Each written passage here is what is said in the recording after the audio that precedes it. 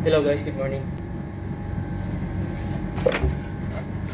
Alam niyo ba guys, sa pagiging chocolate chef or chocolatier, meron ka dapat 3 asawa. Uy, tuwang-tuwa sila, 3 asawa. Change career na yan. Hindi, yung 3 asawa na yun is heat gun. Ito yung una.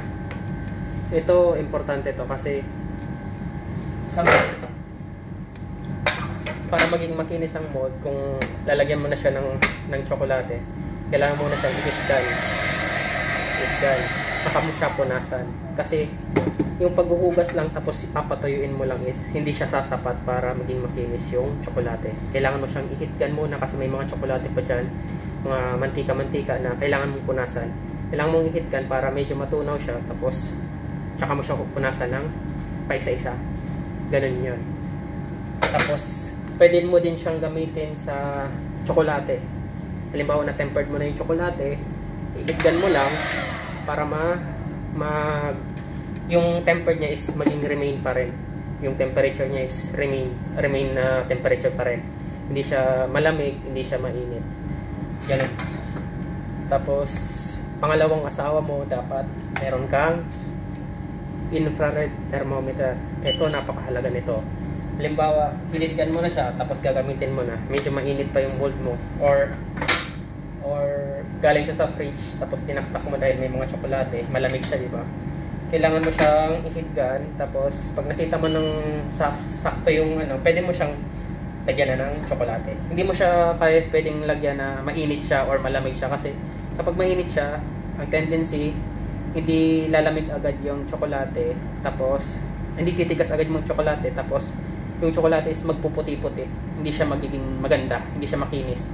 Tapos kapag malamig naman, pag nilagyan mo siya agad ng tsokolate, is titigas agad. Hindi mo siya matataktak. Hindi siya bubuhos. Yung iba magi-stay dito. So titigas agad yon.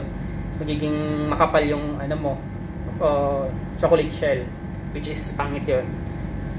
Tapos ginagamit ko sa pag-tempered ng tsokolate.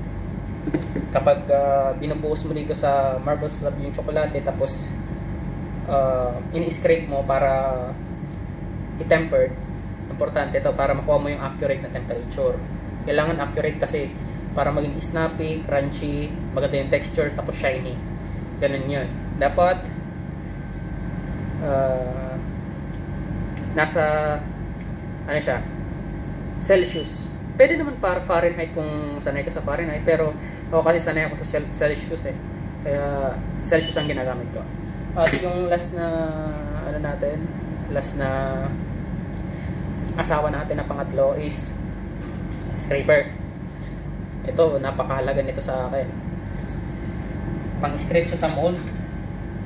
So, kailangan dapat kasing sukat siya or mas mahaba siya sa mold para hindi siya masugatan yung mold natin. Kasi kapag maliit yung scraper natin, may tendency sumabit siya dito sa mga mold, sa mga hole na yan.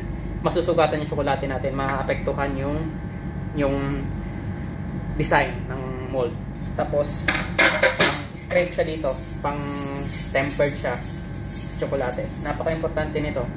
Sobra-sobra.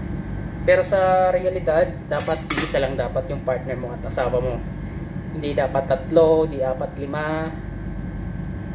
Kaya dapat mag-stay ka lang. Yun lang. Ingat.